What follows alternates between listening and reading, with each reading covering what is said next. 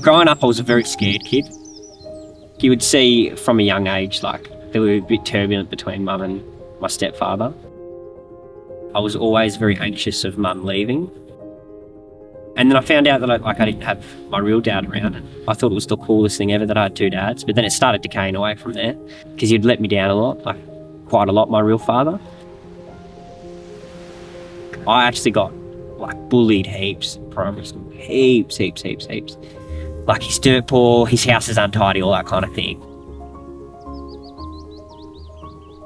Get really, really hurt. Because then from that moment, I really started looking at my life and how different it was. When I came to high school, I remember thinking, nah, it's going to be different. Quite frankly, I wasn't worried about getting good grades. What I was worried about was that social currency. So I'd literally do anything in a classroom just to get a laugh or, get people on my side because that's what I was good at. But people knew nothing about me. Like, I made sure that I kept people at a distance. It seemed like my mates had an easy way out. Picture perfect, and the house was clean, it was nice. Mum, dad were there. It was always happy. They never would understand how I felt.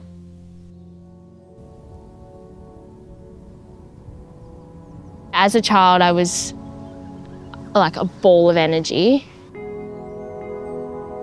I went to quite a country primary school.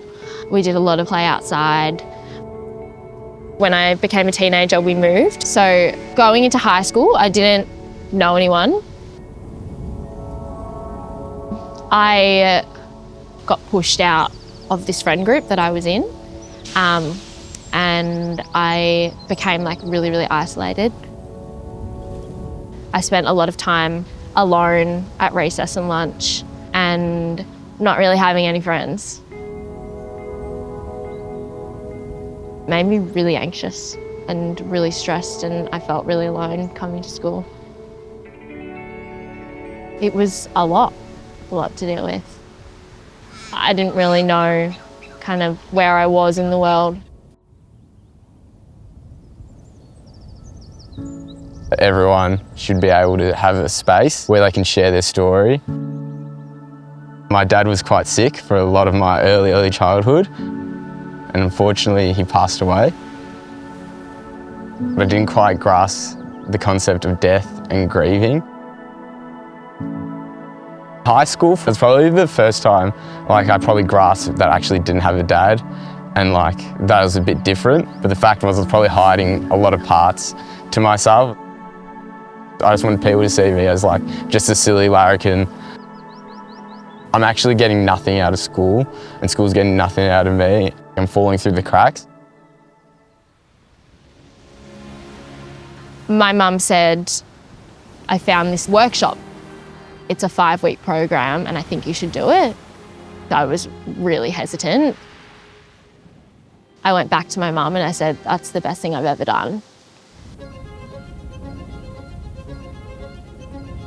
I'd never felt so seen, but I also found that it was just an incredible experience to hear so many other people's stories. The Reach workshop was really pivotal in my life. I sat in the whole workshop and the first thing that came up into me was talk about Dad. But it just came out of my mouth. I spoke about having passed away. There's so many parts of me that people actually don't know, and it's something that I just never articulated. It honestly, it changed so many aspects of me being more honest and being able to share parts of my story.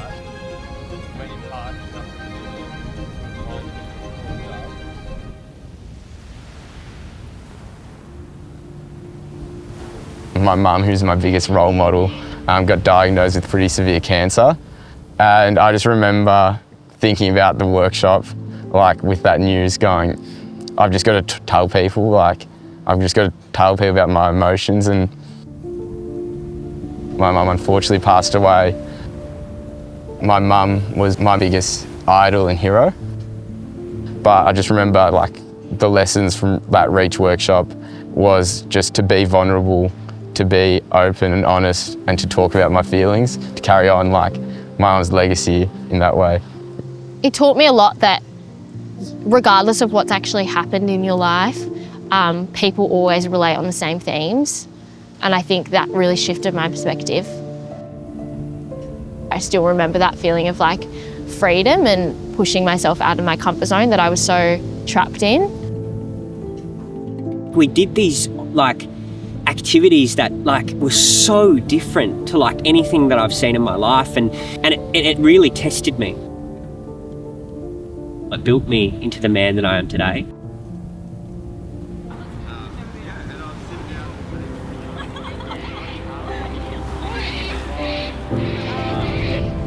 I dropped the facade. I dropped the shame that I felt most days, and I ended up being quite honest about my experience.